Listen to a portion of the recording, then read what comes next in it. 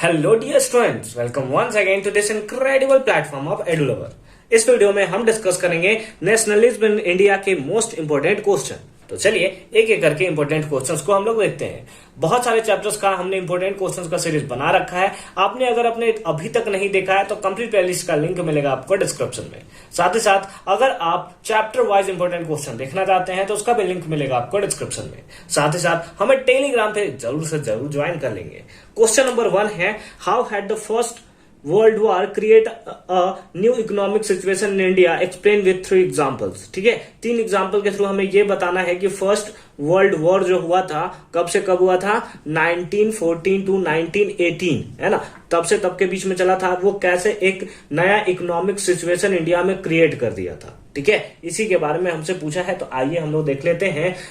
3 impact on the economic situation in India are as following. ठीक है, पहला है it speeded up the process of industrialization. ये जो था वो क्या कर देता है, प्रोसेस ऑफ इंडस्ट्रियलाइजेशन जो था उसको स्पीड अप कर देता है। क्योंकि फर्स्ट वर्ल्ड वॉर में ऐसा देखा गया कि जो इंडस्ट्रियलाइजेशन के कारण जो था इंडिया में बहुत ज्यादा इशू देखने को मिला। इसीलिए ब्रिटिशर्स ने इसके बाद क्या कर दिया कि इंडस्ट्रियलाइजेशन को एकदम स्पीड अप कर दिया, जिसके कारण बहुत सारे गुड्स जो है वो एकदम आसानी से और एकदम कम टाइम में बन सके। ठीक है, सेकेंड पॉइंट है कि it leads to the huge rise in the defence expenditure of the government of India. ठीक है, इससे क्या हुआ कि क्योंकि जो फर्स्ट वर्ल्ड वॉर था उसमें इंग्लैंड का भी पार्टिसिपेशन था, ब्रिटिशर्स का भी पार्टिसिपेशन था, और उन्हें एक मतलब बहुत ही ज्यादा डिफेंस की जरूरत पड़ती थी। वो इंडियंस आर्मी को पकड़ पकड़ कर और ले जाते थे और साथ ही साथ उनसे काम करवाते थे, है ना। दूसरे फॉरेन देशों में उनको भेज दिया जाता था जहां पे वॉर चल रहा है। तो इसीलिए क्या हुआ कि एक ह्यूज राइज हमें देखने को मिलता है किसमें, डिफेंस एक्सपेंडिचर में। ठीक है, of government of India. Third part है it create a demand for the industrial goods. ठीक है, ये क्या करता है कि इंडस्ट्रियल गुड्स के डिमांड को जो है वो बहुत ज्यादा बढ़ा देता है। क्योंकि वर्ल्ड वॉर में आपको पता है कि वर्ल्ड वॉर होगा तो दोनों तरफ से लॉसेस तो दोनों तरफ से हमें देखने को मिलेंगे। तो उस केसेस में क्या है, जूट है, बैग्स है, क्लोथ्स है, रेल्स है, इसका डिमांड जो था बहुत ज्यादा बढ़ गया था। Causes a decline of the import from the other countries, और जिसके कारण क्या हुआ था, डिक्लाइन हो गया था import from the other countries to India. सब सारा का सारा एक्सपोर्ट इंडिया करना शुरू कर दिया था, इंपोर्ट जो था हमारा एकदम डिक्लाइन कर गया था। ठीक है, तो ये सारे के सारे पॉइंट्स हैं जो आपको याद कर लेने हैं। ये इंपॉर्टेंट क्वेश्चन है, प्रीवियस ईयर में भी पूछे गए हैं, इसीलिए इसे आपको बहुत अच्छे तरीके से याद कर लेने की जरूरत है। ठीक है, फर्दर मूव करते हैं नेक्स्ट क्वेश्चन पे। क्वेश्चन नंबर 2 है, व्हाट इज खिलाफत एगिटेशन। जो खिलाफत आंदोलन था वो क्या था, why did Gandhi ji give support to this agitation, और गांधी जी क्यों इसको सपोर्ट करते हैं। ये क्वेश्चन भी आ सकते हैं, ज्यादा चांसेस है नॉन कॉपरेशन मूवमेंट से आने के, वर्ल्ड वॉर से आने के। ठीक है, फिर नॉन कॉपरेशन मूवमेंट से, फिर आपका साइमन कमीशन वाला जो पार्ट है, ठीक है, साइमन गो बैक जो वाला जो था।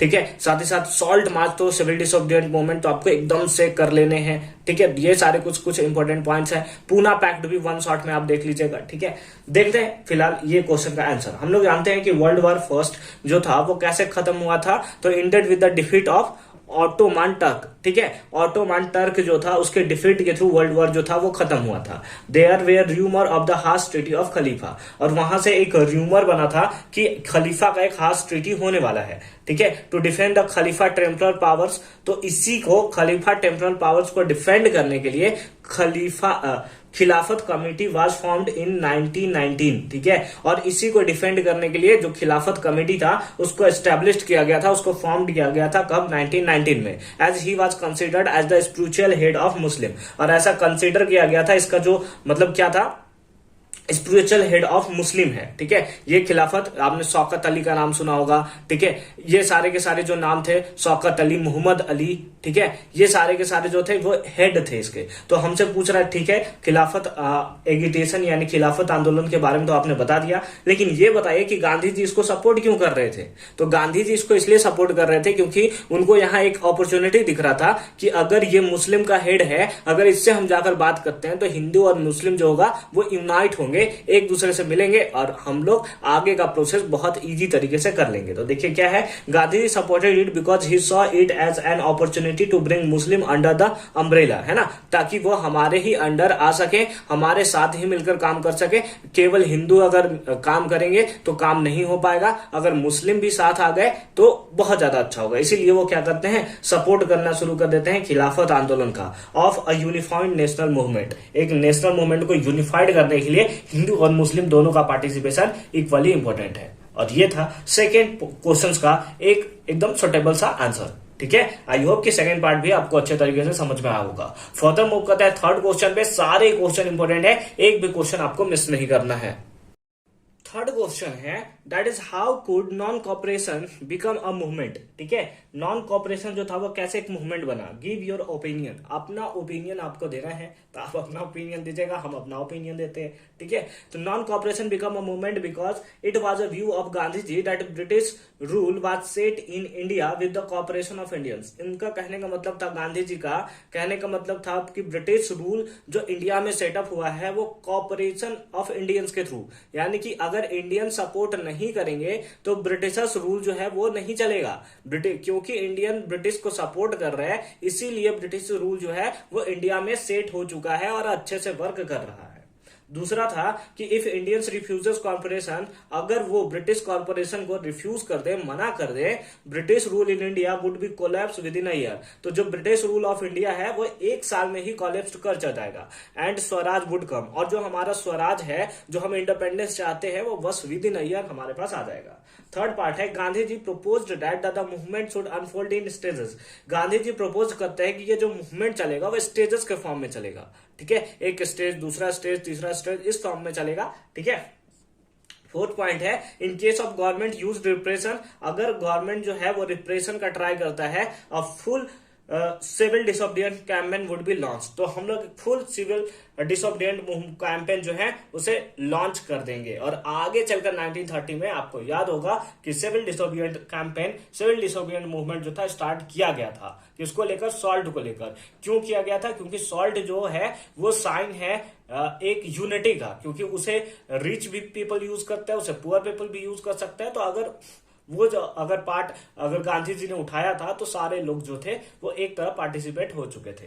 ठीक है, तो आई होप कि ये पार्ट अच्छे तरीके से समझ में होगा। हालांकि सिविल डिसोबीडियंट मूवमेंट के बारे में आगे के क्वेश्चंस में हम लोग उसके बारे में अच्छे से डिटेल से पढ़ेंगे। ठीक है, फर्दर मूव करते हैं नेक्स्ट क्वेश्चन पे।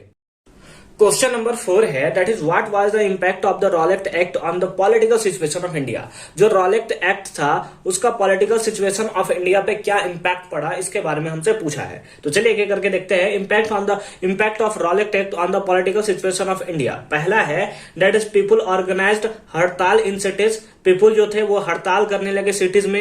And railway went on strike, और जो रेलवे था वो स्ट्राइक पे चला गया। ठीक है, शॉप्स वेयर क्लोज्ड डाउन, जितने भी शॉप्स थे वो क्या थे कि बंद कर दिए गए, डाउन कर दिए गए। ठीक है, थर्ड पॉइंट है हमारा लीडर्स वेयर अरेस्टेड। बहुत सारे लीडर्स को अरेस्टेड कर दिया गया था, क्योंकि रॉलेट एक्ट के थ्रू था, बिना अपील, बिना दलील, बिना वकील। यानी कि अगर किसी को संदेह हुआ, केवल किसी पे शक हुआ ब्रिटिशर्स को, तो उसे पकड़कर जेल में डाल देंगे, और ना ही कोई अपील काम करेगा, ना ही कोई दलील काम करेगा, और ना ही कोई वकील उसे छुड़ाने के लिए जाएगा। तो बहुत ही ज्यादा बकवास वाला रूल था। ठीक है, इसी के कारण बहुत सारे लीडर्स को अरेस्ट कर दिया गया। फिर नेक्स्ट फोर्थ पॉइंट है at Amritsar police fired upon the peaceful procession. ठीक है, अमृतसर में आपने जालियांवाला बाग जो था, मस्कैर, उसके बारे में सुना रखा होगा। उसी के बारे में यह है कि किस तरह से एक पीसफुल प्रोसेशन जो चल रहा था अमृतसर के जालियांवाला बाग में, उसमें जो था वो जनरल डायर बहुत ही क्रूर इंसान था। अगर वो अभी मिल जाए ना तो लोग पकड़ के उसे ढूंढ दे।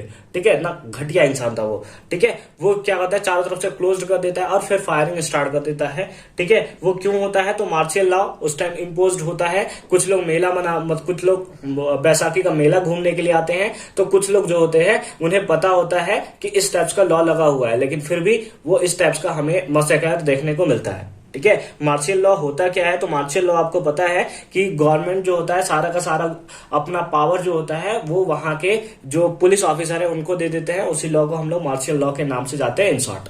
ठीक है, आई होप कि फोर्थ पार्ट भी आपको अच्छे तरीके से समझ में आया होगा। फर्दर मूव करते हैं क्वेश्चन नंबर 5 पे। फिफ्थ क्वेश्चन है describe the incident and the impact of the Jallianwala Bagh. ठीक है, जालियांवाला बाग का इंसिडेंट बताना है, साथ ही साथ इम्पैक्ट बताना है। तो ठीक है, चलिए बताते हैं इसको हम लोग। क्या है कि on 13 April large crowded gathered in the Jallianwala Bagh. आपको पता है 13 अप्रैल, अगर आप इसका ईयर भी याद करना चाहते हो तो 1919। ठीक है, उस टाइम क्या था, एक लार्ज क्राउड जो था वो जालियांवाला बाग में मतलब गैदर्ड हुआ था, मिला हुआ था, है ना। Some of them had come to protect against the government's new repression measures. ठीक है, कुछ लोग जो थे वहां पे जो नया रूल लाया गया था, मार्शल लॉ लगाया गया था, उसको जो थे वो रिप्रेस करने के लिए जो वहां पे थे प्रोटेस्ट कर रहे थे। साथ ही साथ and others had to come attend Baisakhi fair, और बाकी दूसरे जो थे वो क्या क्यों आए थे, बैसाखी फेयर को अटेंड करने के लिए आए हुए थे। General Dyer enter the area. तो यहाँ पे ये जो क्रूर इंसान था, ये जो घटिया इंसान था, ये जो मतलब बिना मतलब का इंसान था, कुछ अकल वकल तो था नहीं इसके पास, बस पहुंच गया, बंदूक क्या था, अपने आप को हीरो समझ रहा था।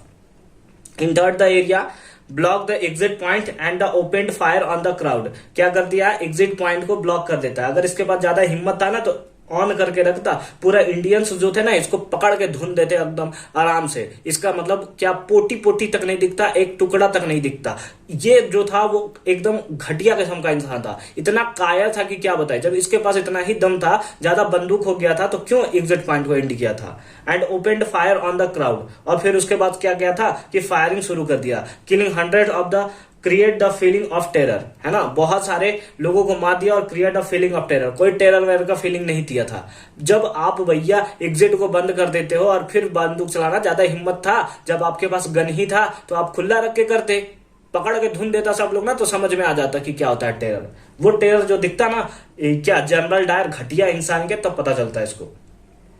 अब इसका इम्पैक्ट क्या पड़ा, इसका impact as the news spread crowded took the streets of the north Indian towns. ठीक है, क्राउड जो था वो क्या कर दिया था, Indian towns, north Indian towns में जो था वो पूरी तरीके से फैलना शुरू हो गया था। ठीक है, फिर है there were strikes and clashes with police. Police के साथ क्लासेस शुरू हो गया, बहुत सारे स्ट्राइक शुरू हो गया, जो चौरा चौरी आपको देखने को मिलता है वो उस टाइप से शुरू हो गया। थर्ड पॉइंट है attack the government building. Government buildings जो था उस पर अटैक कर दिया गया। ठीक है, और साथ ही साथ चौरा चौरी में आपने देखा होगा कि कैसे पुलिस के जो बिल्डिंग्स थे उस पर अटैक किया गया था।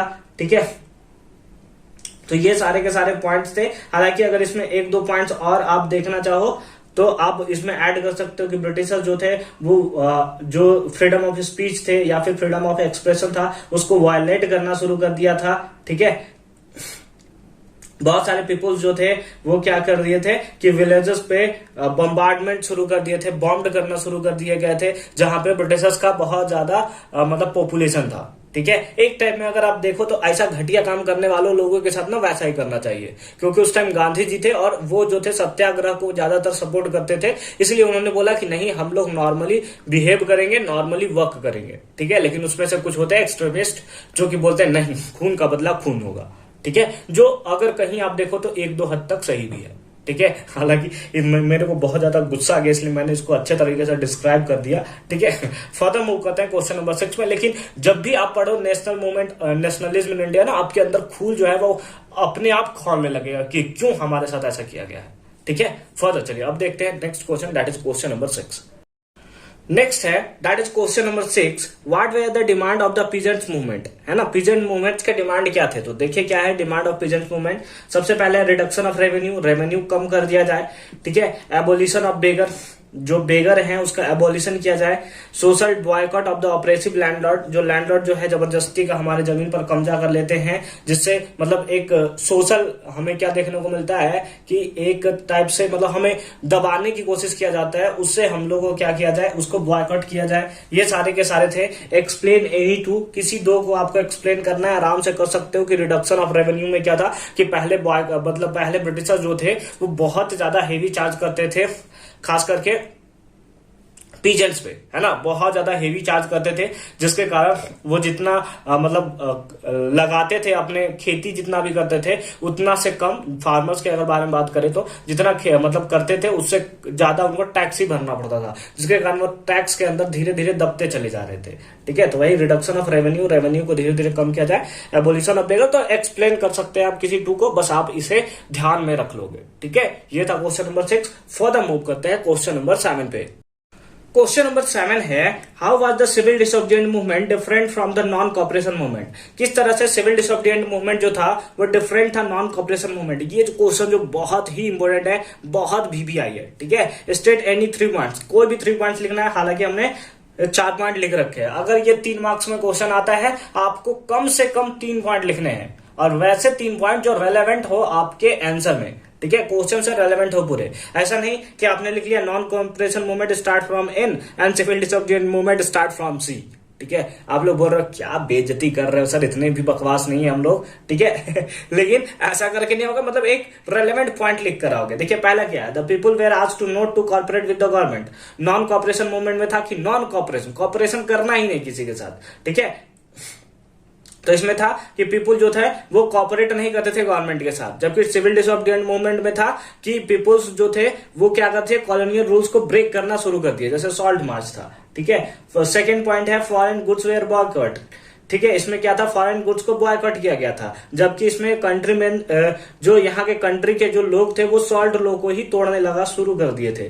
थर्ड पॉइंट है students left the government school and colleges. Students जो थे वो गवर्नमेंट स्कूल और कॉलेजेस को लेफ्ट करना, छोड़ना शुरू कर दिए थे। इसमें था कि पीजेंट्स जो थे वो रेवेन्यू पे करने से रिफ्यूज करने लगे, मना करें ना भैया अब हम नहीं पे करेंगे, अब हम लोग अपनी जिंदगी खुद जिएंगे, ठीक है। फोर्थ पॉइंट है lawyers gave up legal practices. Lawyers जो थे वो लीगल प्रैक्टिसेस छोड़ दिए, नहीं अब हम नहीं करेंगे लीगल प्रैक्टिसेस। जबकि इसमें था कि विलेजर ऑफिशियल जो थे वो रिजाइन करने लगे अपने जॉब से, ठीक है। तो इस टाइप से कुछ कुछ इंपॉर्टेंट पॉइंट है जो कि आपको याद कर लेते हैं, एकदम अच्छे तरीके से याद कर लेना ये क्वेश्चन। साथ ही साथ इसके अलावे 3-4 क्वेश्चन मैं जो आपको लिख कर दे रहा हूं जो कि इंपॉर्टेंट है और आपको उसे खुद से कर लेने की जरूरत है, ठीक है। मतलब एक बार देख लियो सारे के सारे क्वेश्चन, ये 7 क्वेश्चन तो आपको कर ही लेने हैं किसी तरीके से, एकदम अच्छे से तरीके से याद कर लेना। साथ ही साथ 2-3 क्वेश्चन और हैं जो कि वही इसी चैप्टर से रिलेटेड है और आराम से उसका आंसर दे सकते हो, आराम से देख लो, ठीक है। चलिए नेक्स्ट स्लाइड में देखते हैं उसे भी। बोल तो ऐसे रहे जैसे हमारे पास जो क्या बोलते हैं, अरे यार भूल गया मैं, गजब बेइज्जती है। तो ये 3 क्वेश्चन भी आपको अच्छे से कर लेने हैं। क्वेश्चन नंबर 8 है, how was salt march become offensive tools of the resist against the colonialism, ठीक है। कैसे सॉल्ट मार्च जो था वो एक ऑफेंसिव टूल्स है, टूल्स लिख दिया मैं, टूल्स जो था वो बना resist against the colonialism. Point number 9 है, दैट इज क्वेश्चन नंबर 9 है कि what was the limitation of civil disobedient movement. ये आप VBI करके रख लोगे, VBI, that is very very important, ठीक है। फिर क्वेश्चन नंबर 9 है, what is the women participation in civil disobedient movement. बहुत बार ये क्वेश्चन आया हुआ है कि वुमेन पार्टिसिपेशन क्या था, ठीक है। हालांकि सब हम लोग पढ़ लेते हैं, वुमेन का पार्टिसिपेशन ही नहीं पढ़ते, इसलिए आपके वुमेन का पार्टिसिपेशन अच्छे तरीके से आप पढ़ लेंगे, ठीक है। वुमेन ने किस तरह से पार्टिसिपेट किया सिविल डिसोबीडिएंट मूवमेंट में, ठीक है। तो आई होप कि आज का वीडियो आपको बहुत ही ज्यादा हेल्पफुल रहा होगा। बहुत ही कम दिनों के बाद आपका एग्जामिनेशन स्टार्ट होने वाला है, एकदम साइंस का एग्जामिनेशन आपने फाड़ कर रख दिया, ठीक है, एकदम धुआं कर दिया। उसी तरीके से आपको सोशल साइंस के भी सब्जेक्ट में धुआं करके रख देना है। मिलते हैं आपसे नेक्स्ट वीडियो में, तब तक के लिए अच्छे से पढ़ाई करते रहिए।